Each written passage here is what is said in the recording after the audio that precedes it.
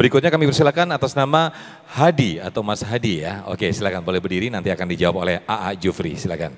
Bismillahirrahmanirrahim. Assalamualaikum warahmatullahi wabarakatuh. Waalaikumsalam warahmatullahi wabarakatuh. Izin bertanya Habib Ustadz, bagaimana seharusnya sikap kita ketika Allah masih menutupi aib atau kesalahan kita dari pandangan orang lain? Terima kasih Ustadz Habib. Baik, terima kasih atas pertanyaannya. Bagaimana sikap kita yang terbaik ataupun sikap kita, Jufri, ketika Allah masih menutup aib kita dari pandangan buruk orang lain? Bagaimana sikap yang harus kita lakukan? Jufri, silakan. Baik, Bismillahirrahmanirrahim. Saya sampaikan tadi, kalaulah Allah sudah menutup aib kita, gak boleh kita menceritakan aib lagi. Makanya kata Nabi gini, kata Nabi, ada orang yang malam dia berbuat dosa, itu orang nggak ada yang tahu tuh. Dia malam-malam berbuat dosa, dia tutup tuh aibnya. Kemudian pagi hari dia ceritain, maka dia punya dosa jadi 2 kali. Zikrul maksiat, maksiatun. Menceritakan maksiat adalah maksiat. Jadi ketika kita berbuat dosa, kemudian diceritain lagi, itu dosanya jadi 2 kali cerita tuh. Gitu. Nah, pertanyaannya tadi bagaimana kalau kita sudah ditutup aib kita sama Allah begitu? Betul? Terus?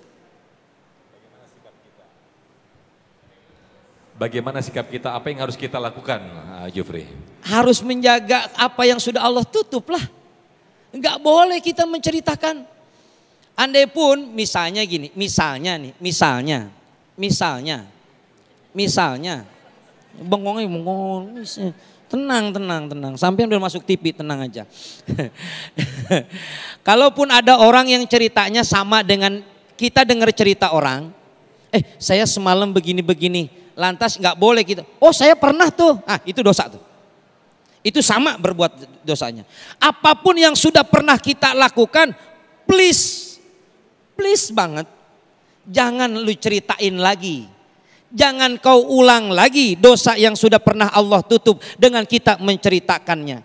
Kalau dulu kita pernah berbuat dosa, pernah. Dosa dong. Sekarang dosa lagi. Kenapa? Dengan kita menceritakannya. Gak boleh. 1. Orang lain, ini dosa kita. Orang lain berbuat dosa, kemudian samar-samar tuh. Si anu, anunya anu. Oh iya, bener, anunya emang anu. Nah itu dia tuh. Dia yang berbuat dosa, kita kebagian dosanya. Kenapa? Karena kita memperjelas dosa yang pernah dilakukan oleh orang lain. Paham maksud saya? Lebih baik jawaban kita apa? Ada orang yang sedang menceritakan orang lain, jawaban kita, saya tidak tahu, padahal tahu. Paham banget loh. Kita jawab kita tidak tahu, padahal tahu. Dosa enggak? Enggak dosa kalau memang berbuat bohongnya untuk menutupi orang lain. Kamu pernah berbuat anu enggak? Gitu misalnya. Kamu pernah berbuat anu enggak? Oh enggak. Bohong enggak? Padahal pernah. Bohong nggak? Bohong. Tapi dia menutupi aibnya. Gitu. Makanya tadi Habibana pernah menyampaikan, man sataral musliman fid dunya satarallahu fil akhirah. Siapa orang yang menutup aib orang lain di dunia, ini menutup orang lain aja aibnya loh, maka akan Allah tutup aibnya nanti dia di akhirat. Kalau nutup aib orang lain, ini nutup aib sendiri.